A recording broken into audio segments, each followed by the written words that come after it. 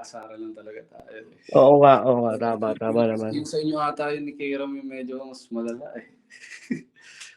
Hindi, nakausap ko si Bot parang ano lang din daw, eh, parang asaran lang din. Asaran lang Oo, din. parang gano'n lang din, eh. Kaya ano, Buti naman ano, buti naman gano'n lang yung walang hindi nasosobra sa gano'n, 'di ba? Hanggang social media lang. ang ano, malala si Akata, eh. Si Akata yung parang nanira talaga sa'kin ng husto, eh. Ako, parang sa kanya ka talaga gigil kung Oo, tutuusin. pero ano, okey lang pinatawad ko kasi na ano, 3 page ko pina-takedown niya. At 3 page mo pina-takedown niya? Oo, ano yun, monetize yun. Kumbaga, tangina kung asaran lang, 'di ba? Wala ng ano, pa-report. Putya, Yun ako nga, nga, eh. eh, kawawa nga ako sa kanila pero 'di ba, nang-aasar lang ako, putya. Eh, baka baka kasi nung una pa lang baka lang naman nag-a-assume lang ako na baka yun na yung plano nila simula kasi 'di ba hiningi niya yung ano mo, yung mga email mo gano'n.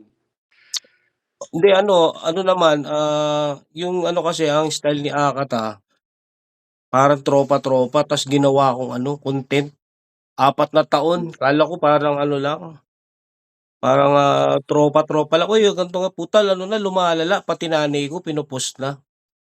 Ayun lang, Oo, medyo pinost niya nanay ko, pati asawa ko, pinagtitripan niya na ako. Sabi ko, "Tangina ang kulit nito, ah."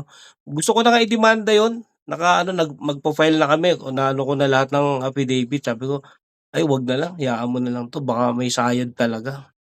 Pero si Akata may ano siya, may history ng baliw. Oo, meron siyang ano, meron siyang, hawak galing, sa doktor na papel Ah, talaga.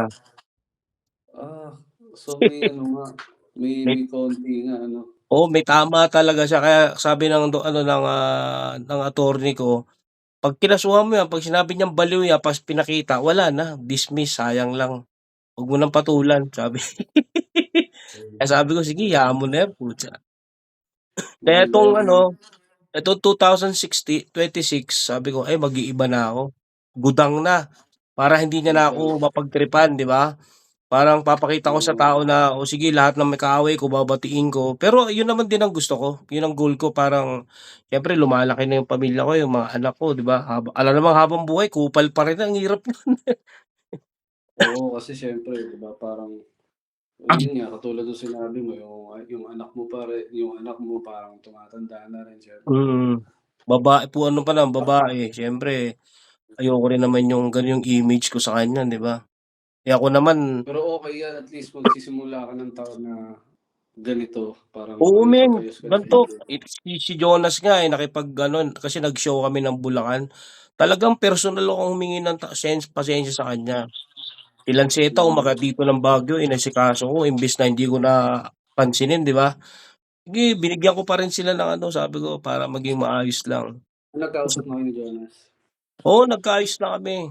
Nag-post nga Buti rin ako, kayo sabi ko, yung alitan namin ni Looney gusto ko ulit ma-clear, ta's gusto ko ulit humingi ng, pasensya kay Glock 9, yung mga gano'n talagang since ano ako, seryoso men, hindi ako parang nagti-trip lang, talagang ano, sabi ko makita ko hindi, si Glock ako. ramdam ko naman sa boses mo, eh. Ay, sorry Dan, sorry to break you pero okey lang ba tawag ako kahit mga after 15 minutes magre-ready lang kami?